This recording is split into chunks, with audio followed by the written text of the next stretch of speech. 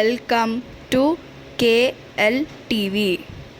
ఓం నమ శివాయ, శ్రీమాత్రే నమః. ఇప్పుడు మనం చెప్పుకోబోయే టాపిక్ ఏమిటంటే, దేవుడు మీ ఇంట్లో ఉంటే 10 శుభ సంకేతాలు కనిపిస్తాయి. దేవుడు ఏదో చెప్పబోతున్నాడు మీకు. ప్రతి ఒక్కరూ దేవుణ్ణి పూజిస్తారు భక్తిపూర్వకంగానే.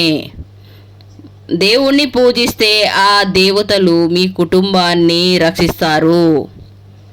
మన ఇంటి పైన దేవుడి అనుగ్రహం ఉంటే మీ ఇంట్లోకి దేవతలు అడుగు పెడతారు. మన ఇంట్లో మనకు తెలియకుండానే కొన్ని శుభ సంకేతాలు కనిపిస్తాయి.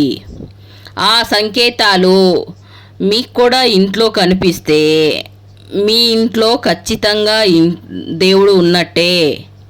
ఇక మీరు ఎంతో అదృష్టవంతులు అని, త్వరలోనే ఐశ్వర్యవంతులు అవుతారని పండితులు సూచిస్తున్నారు. మీ ఇంట్లో దేవతలు ఉంటే ఎలాంటి శుభ సంకేతాలు కనిపిస్తాయో ఈ వీడియోలో మనం తెలుసుకుందాము. చాలామంది ఇళ్లలో అకస్మాత్తుగా మంచి సువాసనలు వస్తూ ఉంటాయి. పక్కింట్లో నుండి ఈ సువాసనలు వస్తున్నాయిలే అని మనం అనుకుంటాము, కానీ అది చాలా పెద్ద తప్పు.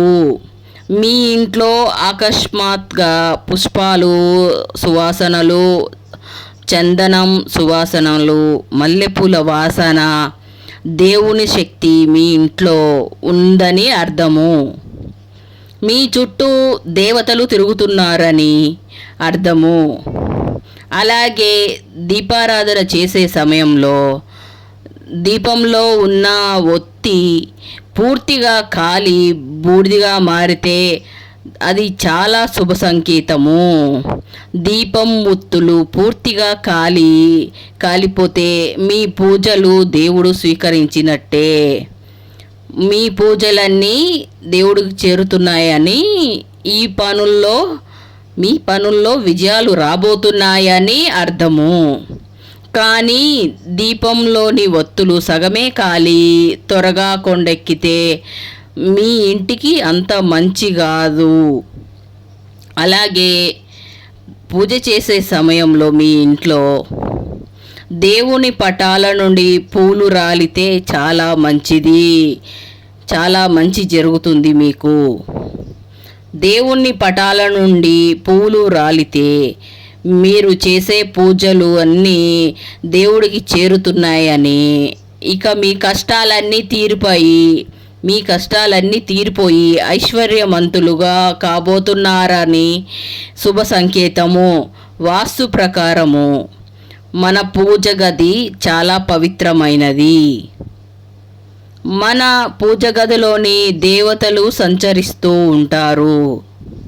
అయితే పూజా గదిలో దీపారాధన చేసేటప్పుడు మీరు వెలిగించిన దీపము చాలా ప్రకాశవంతంగా నిలకడగా మండుతూ ఉంటే అది చాలా శుభసూచకము.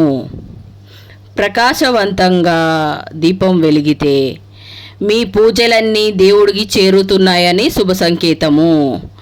ఇంకా మనలో చాలామందికి రాత్రి సమయంలో కలలు వస్తూ ఉంటాయి. కానీ మీ కలలో దేవతలు కనిపిస్తే మీరు ఎంతో అదృష్టవంతులు అని చెప్పవచ్చు. అలాగే దేవాలయాలు మీ కలలో కనిపిస్తే పుణ్య నదులు కనిపిస్తే, ఇలాంటి మంచి కలలు వస్తే ఇంకా మీ కష్టకాలం తీరిపోయినట్టే, మంచి రోజులు రాబోతున్నాయని ఆ దేవతలు మీకు ఇస్తున్న మీ కుటుంబాన్ని మిమ్మల్ని ఆశీర్వదిస్తున్నట్టు సూచన సంకేతము ఇది. ఇక ఇంట్లో దీపారాధన చేసేటప్పుడు దేవుడికి పుష్పాలు సమర్పిస్తాము. దేవుడికి సమర్పించిన పుష్పాలు ఎక్కువసేపు వాడిపోకుండా తాజాగా ఉంటే మీ ఇంట్లో ఖచ్చితంగా దైవశక్తి ఉన్నాయని అర్థము. అయితే వాడిపోయిన పుష్పాలు మాత్రము మన పూజ గదిలో ఉండకూడదు. పూజ గదిలో ఎండిపోయిన పుష్పాలు ఉంటే మీ ఇంట్లో నుండి దేవతలు వెళ్ళిపోతారు.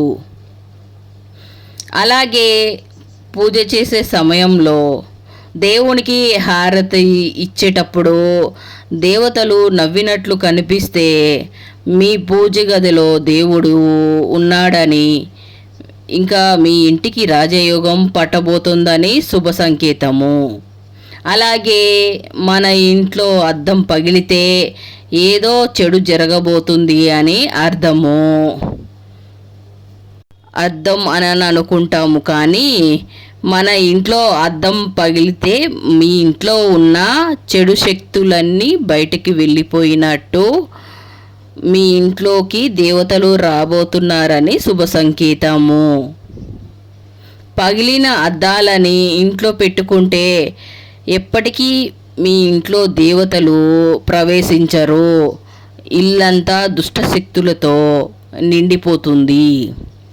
చాలామంది ఇళ్ళల్లో బల్లులు తిరుగుతూ ఉంటాయి. అయితే మీ పూజ గదిలో బల్లి కనిపిస్తే మీ ఇంట్లో లక్ష్మీదేవి తిరుగుతుందని, మీ ఇంటికి డబ్బు రాబోతుందని అర్థము. బల్లి సాక్షాత్తం లక్ష్మీదేవి స్వరూపమే. కాబట్టి మీ ఇంట్లో బల్లులు కనిపిస్తే శుభసూచకమే. మన అరిచేతిలో లక్ష్మీదేవి నివసిస్తుంది అట. అయితే మీ కుడి అరిచేతిలో దురద మొదలైతే విపరీతమైన ధనలాభం కలుగుతుంది అని అర్థము. మన అరచేతిలో లక్ష్మీదేవి కొలువై ఉంటుంది. కాబట్టి ప్రతిరోజు ఉదయం నిద్ర లేవగానే వెంటనే మీ అరచేతులను చూసుకొని లక్ష్మీదేవిని స్మరించుకోండి. డబ్బు పరంగా బాగా కలిసి వస్తుంది. అయితే మీ ఎడమ చేతిలో దురద మొదలైతే ఆర్థిక నష్టాన్ని సూచిస్తుంది. అదేవిధంగా దేవుడికి పటాలకు పెట్టిన కుంకుమ బొట్లు చెక్కు చెదరకుండా స్పష్టంగా కనిపిస్తే అది చాలా శుభ సంకేతము. కుంకుమ పార్వతీదేవి స్వరూపము. కాబట్టి మీ ఇంటిపైన పార్వతీదేవి గ్రహం ఉంది అని అనుగ్రహం ఉంది అని శుభ సంకేతము. మీ ఇంట్లో అకస్మాత్తుగా పక్షులు వస్తే మీ ఇంట్లో దేవతలు తిరుగుతున్నట్టే. పక్షులకు దేవతలకు చాలా దగ్గర సంబంధాలు ఉంటాయి. మనకి కనిపించని దైవశక్తులు పక్షులు ముందుగానే గ్రహించి మీ ఇంట్లోకి ప్రవేశిస్తాయి. కాబట్టి మీ ఇంట్లోకి పక్షులు వస్తే వాటిని బయటకి పంపించకండి. కొంచెం సేపు తర్వాతనే ఆ పక్షులే బయటికి వెళ్ళిపోతాయి. అదేవిధంగా గంట శబ్దం వినిపిస్తే చాలా శుభ సంకేతంగా భావించాలి. ఉదయాన్నే గంట శబ్దం వినిపిస్తే మీకు మంచి జరగబోతుందని అర్థము. అలాగే శంఖం శబ్దం వినిపించిన మీ ఇంట్లో దైవశక్తులు తిరుగుతున్నాయని అర్థము. ఇక మీ ఇంట్లోకి పిల్లి రావడం లక్ష్మీదేవి అనుగ్రహానికి సంకేతమే. లక్ష్మీదేవి మీ చుట్టూ తిరుగుతూ ఉంటే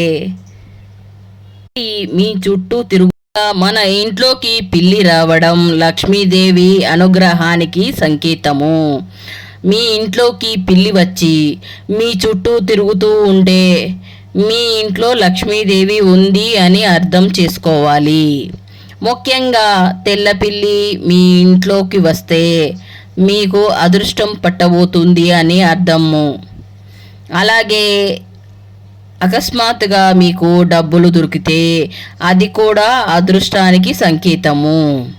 రోడ్డు పైన డబ్బులు దొరికితే ఎవరో పడేసుకున్నారు అని అనుకోకుండా ఆ డబ్బుని తీసుకొని ఎవరికైనా పేదలకి దానం చెయ్యాలి. మీకు దొరికిన డబ్బులని దానం చేస్తే ఆ లక్ష్మీదేవి స్వయంగా మీ చేతులతోటి పేదలకి దానం చేపించింది పుణ్య ఫలితాన్ని ప్రసాదిస్తుంది అని అర్థము. అలాగే మీ ఇంట్లోకి కోతులు రావడం చాలా శుభకరము. మీ ఇంట్లోకి కోతులు వచ్చి ఆహారాన్ని తింటే హనుమంతుని ఆశీర్వాదం మీ ఇంటిపైన ఉంది అని అర్థము. ఇంటికి వచ్చిన కోతులని తరమకుండా వాటికి ఏదైనా ఆహారం పెట్టండి. పాలు లక్ష్మీ స్వరూపము. మన వంటగదిలో అన్నపూర్ణాదేవి నివాసిస్తుంది. మీరు చూస్తుండగానే వంటగదిలో పాలు పొంగిపోతే మా ఇంట్లోకి లక్ష్మీదేవి రాబోతుంది అని అర్థము.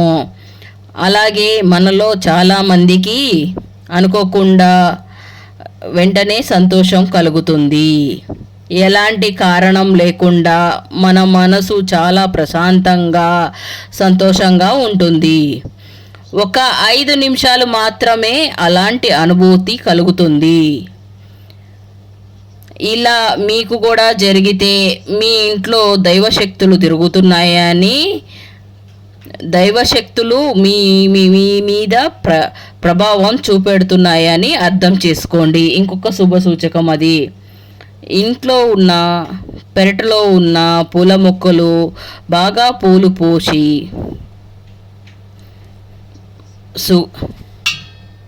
బాగా పూలు పెరిగి విరబూస్తూ ఉంటే అది చాలా శుభసూచకము.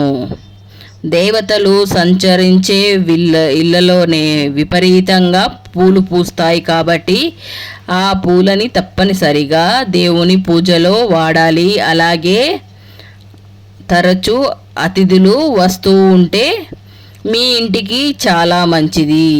అతిథులు దేవతలతో సమానము కాబట్టి అతిథి దేవో భవ అని అంటారు.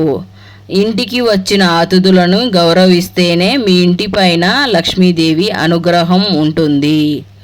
ఇలాంటి సంకేతాలు మీ ఇంట్లో కూడా కనిపిస్తే మీ ఇంట్లో దేవుని శక్తి ఉంది అని, మీకు మంచి రోజులు రాబోతున్నాయని, ఆ దేవతలు ముందుగానే శుభ సంకేతాలని పంపిస్తున్నారని అర్థం చేసుకోవాలి. అలాగే మనము దేవుడు గదిలోకి వెళ్ళి దీపం ముట్టివ్వడానికి ప్రయత్నిస్తున్నప్పుడు తలనొప్పి వచ్చిందంటే అది ఏదో చెడు జరుగుతుందేమో అని భయపడవద్దు. దైవశక్తి మీ మీద చూపిస్తున్న ప్రభావం వల్ల తలనొప్పి వస్తుంది. అది శుభసూచకమే. ఎందుకంటే దైవం అనుగ్రహం ఉన్నప్పుడే ఇలాంటి తలనొప్పి వస్తుంది. అంటే కొద్దిసేపు మాత్రమే. అంటే ఆ దైవం అనే దృష్టి అన్నది మన మీద వస్తుంది అని అర్థం చేసుకోవాలి. ఈ వీడియో ఇంతేనండి. జై గురుదత్త. ఓం నమః శివాయ. శ్రీమాత్రే నమః. ఎక్కడ స్కిప్ చేయకుండా పూర్తిగా వినండి. If you like this video, please like, share, subscribe. Thank you very much for watch this video.